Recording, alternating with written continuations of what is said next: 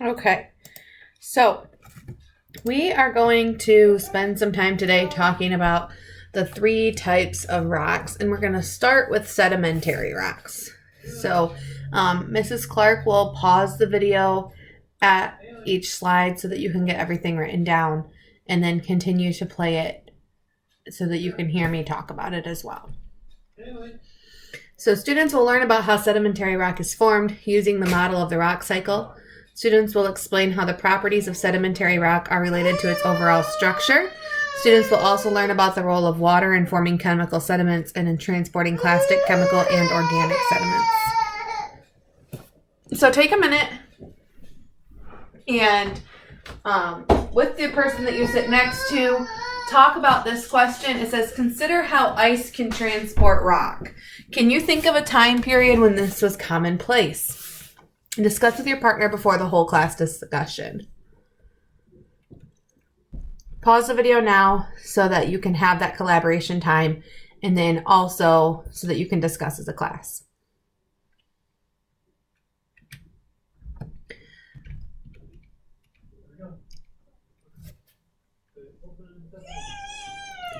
Okay, so now we're looking at these three types of sedimentary rock. We are looking at this first one right here.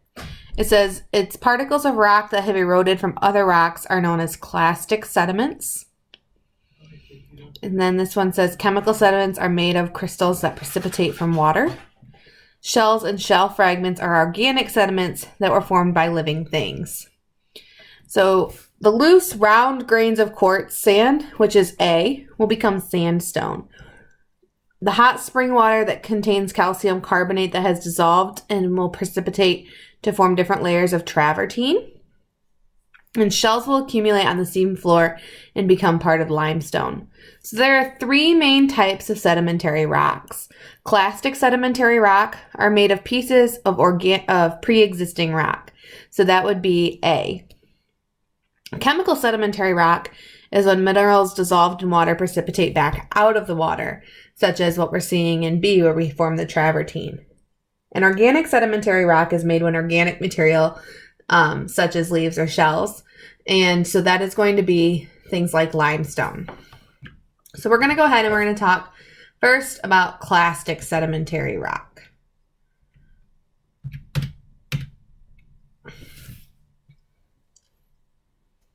Clastic sedimentary rock is made of pieces of pre-existing rock and can be classified based on the size and shape of the particles they're made of. So the differences between different types of clastic rocks are in the way that they form. And we're going to look at some examples of some clastic sedimentary rocks and talk about the different ways that they formed on the next slide. So sediments are first transported and then they are deposited. So the way that they're transported and the amount of time that they spend moving affects the size and the shape of the pieces of sediment that are found in the rock. And the size of a particle affects where it tends to be deposited. So large particles are able to settle out of really fast moving water, but smaller particles cannot settle out of that fast moving water. So they tend to be held on to longer. So the question is, what can the size of a clast or particle in a clastic rock tell you about the environment where the sediments were deposited? So pause the video here, go ahead and think about this answer, write down your thoughts. In just a couple minutes, I will give you some insight into this. Okay, so looking at these images, A is a conglomerate. So conglomerate clasts were once loose gravels. So these pieces of gravel are large and heavy, so they have to be transported by something that's very powerful, like rapid running water. And the rounded shape is evidence that they spent time in that high energy environment, such as a river or a beach, where they're constantly being picked up and knocked against each other. B is a picture of breccia, and the large size and angular shape of these clasts indicate that they have not traveled far from where they came from. They're not far from the parent rock. They're too large to have been carried by the wind, so they either have to be pushed by glacial ice or pulled downhill by gravity. So it's not likely that they spent much time being carried by water. Otherwise, the edges that are really sharp on these would have been worn down. So they tend to look like a broken rock. Sandstone up here is C. It says the particles in sandstone are rounded and much smaller than those in conglomerates, but are still visible. Sand particles are small enough to be carried by slow-moving water and by strong wind. Shale, which is D.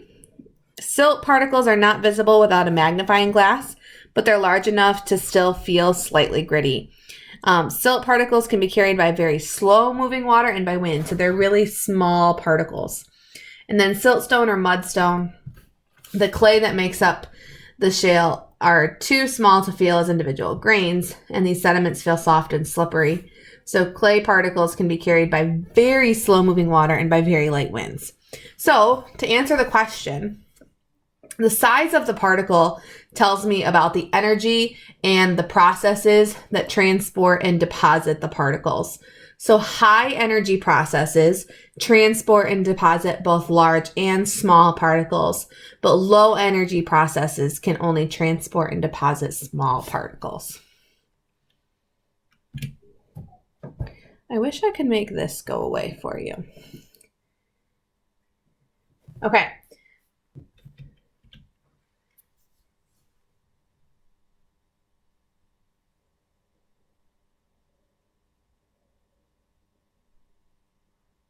So residue that gets left behind when a liquid evaporates can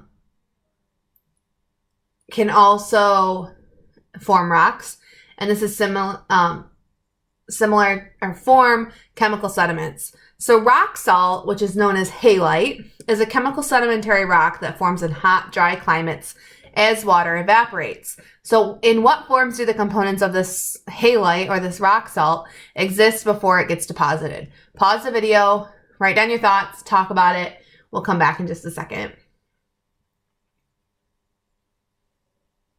So these components of rock salt are actually dissolved in the water. So they didn't exist as salt crystals, but as the sodium and the chlorine ions that are dissolved in water.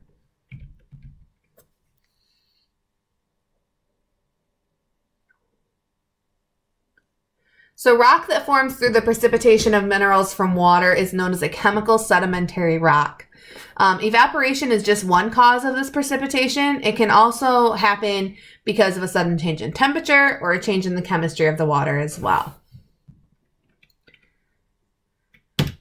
So organic sedimentary rock. If you look down at the bottom, the picture on the top left is known as peat. It is a soft sediment that's made of decomposed plant matter. It has a really high water content and a really low carbon content. And it's found at Earth's surface. B is lignite. It's a soft brown colored form of coal. Oh, all of these are forms of coal. Sorry. So some of the original leaves, stems, and other plant matter can still be found in the lignite, but it's got a really high carbon content and a lower water content than peat. Bituminous coal is harder. It's more compact than lignite, but it's not as hard as or dense as the last type that we'll talk about, which is anthracite. And the carbon content is higher than lignite, but lower than anthracite. And anthracite, which is D, is the darkest, densest form of coal. The plant matter is not recognizable at this point, and it consists of more than 95% carbon by weight and almost no water. So organic sedimentary rock forms when the remains of plants, shells, and other living things get deposited and then buried. So coal, which are the four images on the bottom, is made up of the remains of swamp plants. Whereas chalk, not something that you typically think about as a sedimentary rock, is composed of the skeletons of microscopic sea animals. So sedimentary rock can form in various places, and the type that forms depends on factors like the climate, topography, and the sediment source.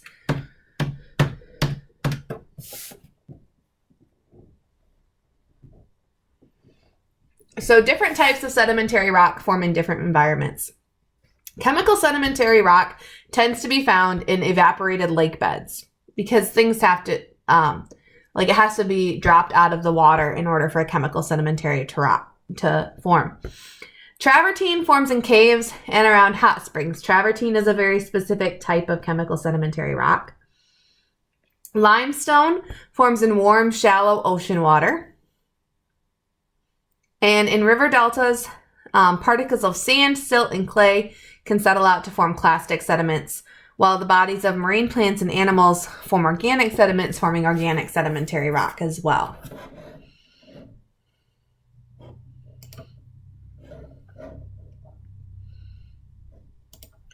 Okay, so there are going to be 4 questions, I think 4, that pop up on the screen. I want you to take about 5 minutes and answer these questions on a separate sheet of paper to turn into the bin. Hold on to it though until the end of the day.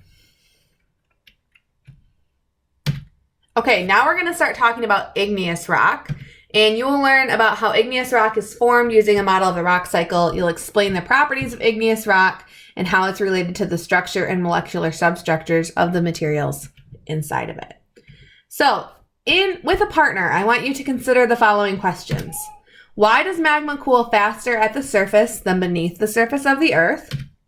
And what are the outputs in terms of the rock cycle process when magma cools? So I want you to talk about this with a partner, jot some notes down, take about 5 minutes to do this, and then we'll come back and we'll continue some notes. Okay, characteristics of igneous rocks.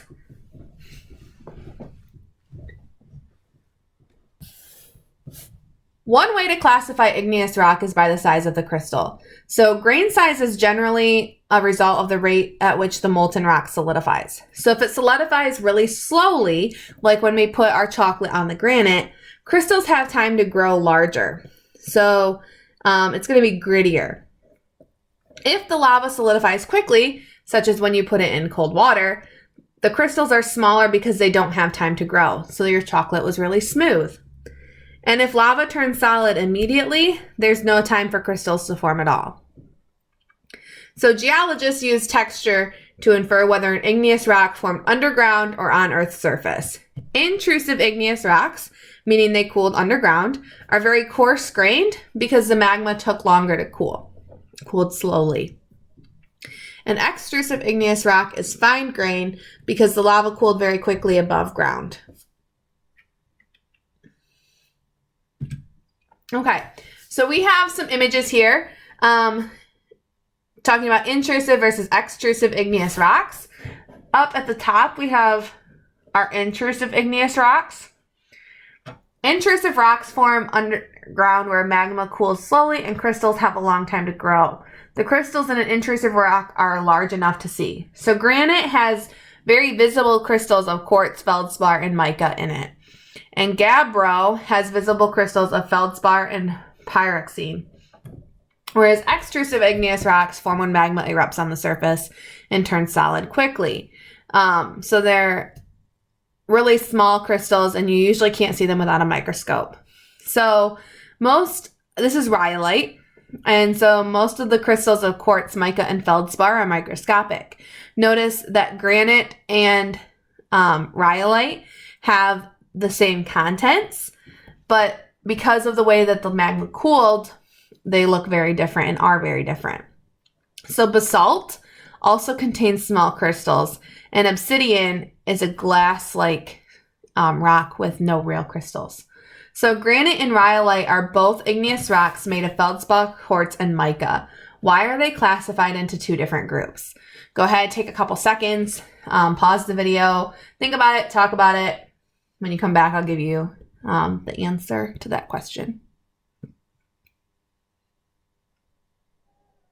Okay, so they are classified differently because of their grain size, which tells us both how and where they were formed. Okay, igneous rocks.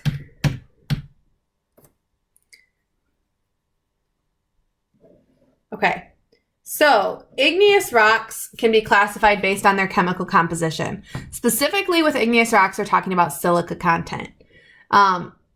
So, if you look over on the right of the slide, there is an image, and both basalt and gabbro contain similar, have similar characteristics, but one is intrusive and one is extrusive.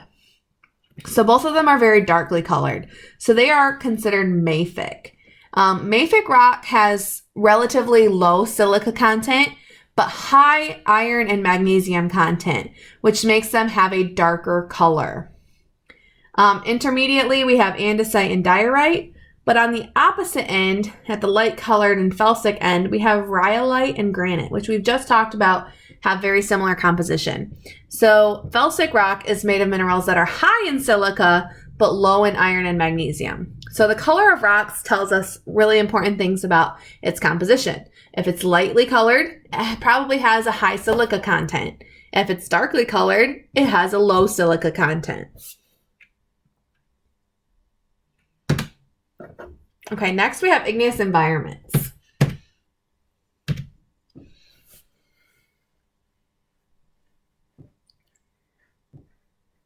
Okay, batholiths and stocks. In this image, you see the batholith and the stock are connected. So batholiths are large igneous bodies that cool slowly deep underground, and stocks are similar to a batholith, but they're smaller. Sills, which are right here, latholiths, and dikes. So a laccolith is a lens or dome-shaped intrusion that forms between layers of sedimentary rock. Sills are layers of igneous rock that are sandwiched between two cool layers of rock. And dikes are very similar, but they cut across the layers. So instead of being horizontal, a dike is vertical. Volcanoes are places where molten rock erupts onto Earth's surface. And you should be somewhat familiar with what a volcano is. Okay, on the sheet of paper that you answered the questions at the end of sedimentary rock on, I want you to take about 5 minutes and answer these 3 questions as well. That first section should be labeled sedimentary rock formative assessment. This section should be labeled igneous rock formative assessment. In just a few minutes, we'll move on and we will continue to talk about metamorphic rock.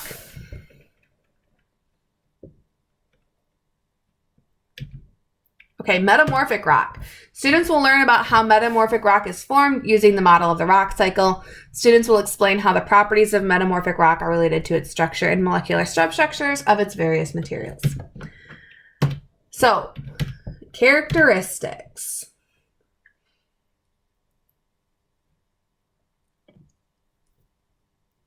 So geologists classify metamorphic rock based on characteristics like texture and mineral content, similar to what we did with the rock types previously.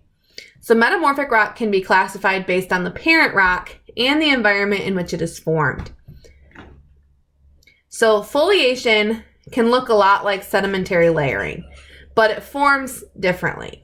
So because the forces that affect the rock are greater in one direction than another, the existing crystals rotate and new crystals can grow perpendicular to the direction of the force. Remember, perpendicular means at right angles. Foliation can also occur as minerals that have different compositions separate to produce a series of alternating light and dark bands. So metamorphic rock forms in really high pressure, high temperature environments. Non-foliated rock forms if the pressure affecting the rock is the same in all directions. So the crystals grow and remain oriented in many different directions. So this image down here, we have some foliated and some non-foliated metamorphic rock. So some foliated rock like slate, which is this first one, tends to break well along flat or slightly wavy planes, parallel planes. Schist and gneiss are also foliated. You can see the layers inside of those. These are non-foliated metamorphic rocks. So non-foliated rock tends to break less evenly. It has a texture similar to that of igneous rock. So this is quartzite, not quartzite, quartzite, and marble.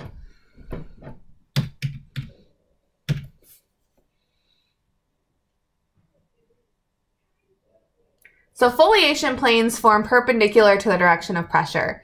So this tells us about the forces that cause the rock to form. So this process typically occurs in rock that undergoes regional metamorphism. And regional metamorphism is a change in texture, structure, or chemical composition due to changes in temperature and pressure over a large area. And this usually has to do with tectonic forces and tectonic plate movement. So rock that undergoes burial metamorphism does not tend to have strong foliation because the forces are the same in all directions. So those are when we get things like marble. A rock that undergoes metamorphism due to the action of hot fluids flowing through it, which is called hydrothermal metamorphism, also tends to show foliation.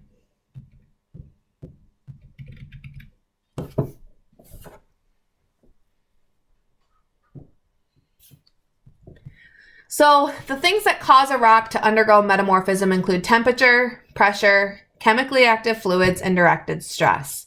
When one of these conditions changes, the minerals move from stable to unstable. And this instability is what causes the rock to change because it wants to be more stable.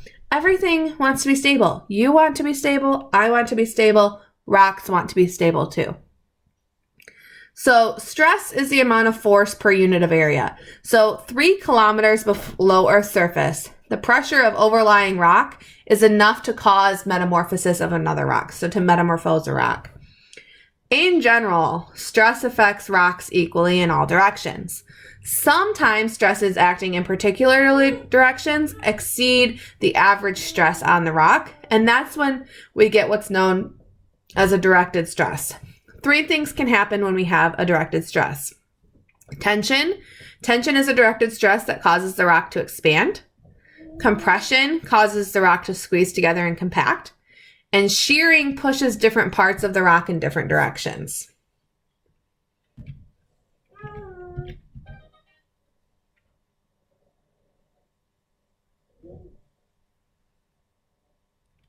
So we have low grade over here and high grade over here, and we're going to talk about what that is. But at low grade, we have slate. In the middle, we have schist. And at the high grade end, we have gneiss. So as pressure and temperature increase, rocks progress through a sequence of changes to become different metamorphic rock types. Each change makes the rock stable at higher temperatures and pressures that increase with burial. So the extent to which a rock has been metamorphosed is known as metamorphic grade.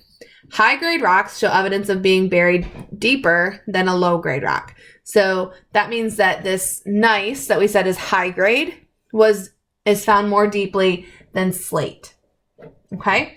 So the first thing that I want you to do is I want you to make a simple graph showing temperature on the x-axis, pressure on the y-axis, and plot each of the 3 types of metamorphic rock shown in the image.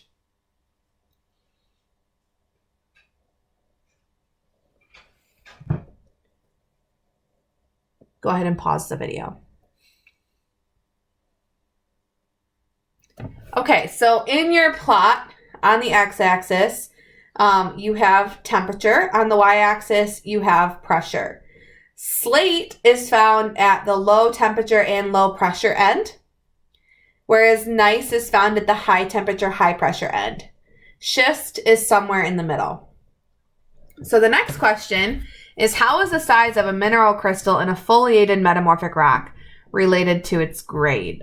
Okay, so you're going to have to pull on some of the things that you've learned previously, pause the video, talk with your partner, and when you come back, we will discuss. Okay, so as you're looking at these images, you can see that the crystal size gets larger as we go through the metamorphic grades. So the higher metamorphic grade, the larger the crystal size, the larger the mineral crystals are. So the shale is composed of primarily microscopic clay and quartz. Really, really small crystal size, not really able to see it. And then as that shale gets transformed into slate, the clays form into slightly larger but still microscopic crystals. And then as slate moved from slate to schist, those crystals got a little larger, and as it moved then to gneiss, they got a little bit larger still. So in a metamorphic rock, larger crystals are evidence of greater temperature, greater pressure, and more time.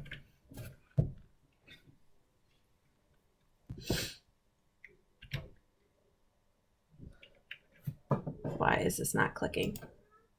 Okay, so we have some different environments in which metamorphic rock can form, just like we did with our sedimentary and igneous rocks.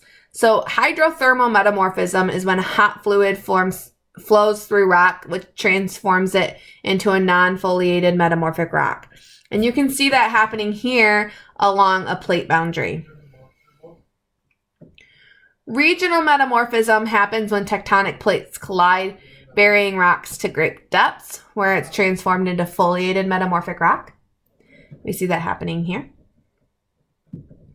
on either side. Contact metamorphism, heat from a body of magma, such as a volcano, can bake the surrounding rock, forming a thin zone of non-foliated rock. And burial metamorphism is when the pressure of rock above combined with the heat from Earth's interior turns sedimentary rock into low-grade, non-foliated metamorphic rock.